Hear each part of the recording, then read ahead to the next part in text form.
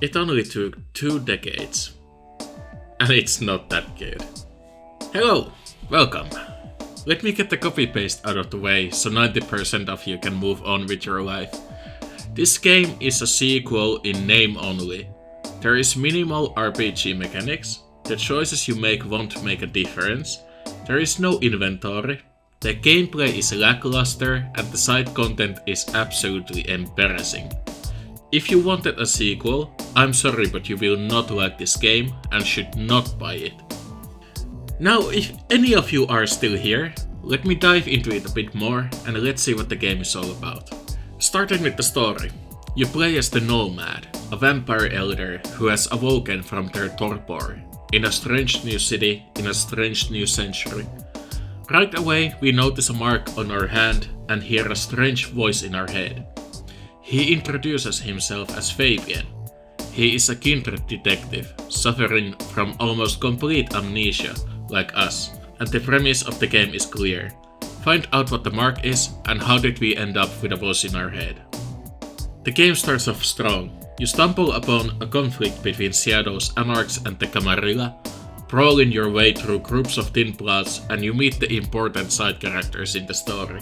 Lou Graham, the former Prince of Seattle, Safia, the premier scientist, Tolly the Nosferatu, and Ryong, the current prince and child of Lou. You find out when you awoke from torpor that in hunger-induced frenzy, you diablerized Fabian who awoke you. You went on a little bit of a killing spree, breaking the masquerade and leaving the Camarilla to clean up your messes. To atone for this, you are tasked with finding Benny, the sheriff of Prince Ryong, and bringing him back for just punishment. I'm not going to explain the plot much further, but it's clear that the choices in dialogue don't matter.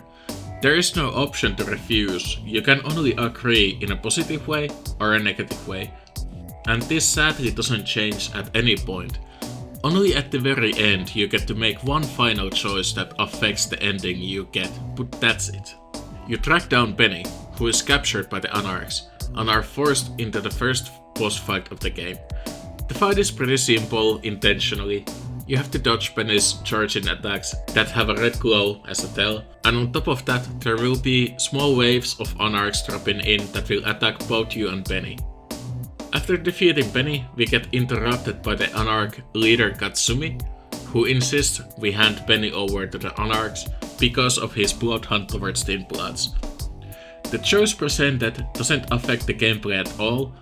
You either net fake social points towards Katsumi by letting her have her vengeance on Benny, or you bring Benny back to the prince and net fake points with her instead. You report back to the prince and get forced into the position of a sheriff as a punishment. Through the rest of the game, you are forced to deal with problems for the local kindred in exchange for information about the mark. The second half of the story takes place during sleep. When you rest between certain intervals, you get flashbacks from Fabian's past. You investigate kindred-related murders using his Malkavian powers, mostly by talking to objects or digging through people's thoughts in the literal sense. To keep the spoilers light, the investigation is centered around a hunter named Santiago, or the Rebar Killer, who kills ghouls and kindred by decapitation before impaling them with rebar in a ritualistic manner. The investigation ends up explaining how Fabian ended up awakening the Nomad from their torpor. I personally liked Fabian's side of the story. The Chinese room's strong point is clearly social storytelling, but the flashbacks are sadly hindered by the fact that the gameplay is filled to the brim with padding in the form of traveling. And this brings me to the gameplay.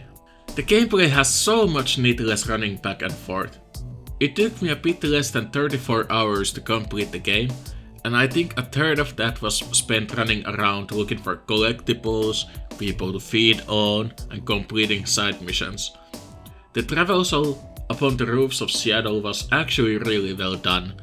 I actually felt like an elder vampire gliding from building to building, but 10 hours of that combined with stopping every minute for a random collectible or a fight with a bunch of Anarchs made it feel like a chore instead of an adventure. The side missions suffered from the same thing. There's 3 types of side missions that amount to either following an objective marker or a trail to your destination, and killing your target or picking up a package before returning to the quest giver for experience points. Experience points that you spend on clan abilities unlocked by gathering enough resonance points from feeding on certain random NPCs. To unlock all abilities, you had to gather between 3,000 to 5,000 Choleric, Sanguine and Melancholic resonance, with each successful feeding netting you 100 points in one of the resonance types. You could also gather some of the resonance in combat by, for example, taunting your opponent, which turns their resonance to Choleric, but that means you'd have to turn an encounter into a farming session like you're playing WoW, which doesn't really sound all that appealing. The combat had some things it did really well, and some that felt really clumsy or lackluster. The abilities felt good to use and made you feel like an actual elder vampire, but it was paired with weak hand-to-hand combat that made you feel like you were just an ordinary human.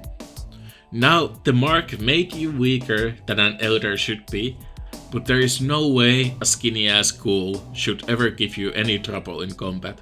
The hand-to-hand combat consisted of light attacks, heavy attack, dodge and parry, which was never explained in the tutorial by the way.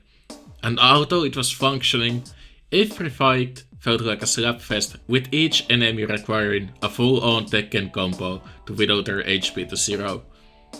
You also couldn't pick up weapons at all. To use a shotgun for example, you would pick it up using telekinesis, and after that you were forced to mag dump the weapon before throwing it away. This was super disappointing to most fans of Bloodlines 1, but I personally liked how weapons were used, as it reminded me of the Darkness series, where you pick up objects and weapons using your darkness powers. But here is the main issue. These fights are non-optional.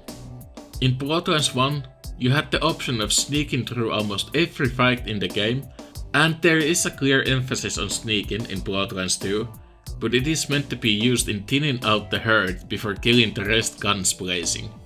As a matter of fact, the game will stop you from progressing to the next area before you clear out every enemy in the vicinity. Like, why would you implement sneaking into a game if it's not gonna be a functioning way to deal with encounters? So, to compile everything I've said so far, the game is an action RPG that doesn't nail the combat, the missions or the activities.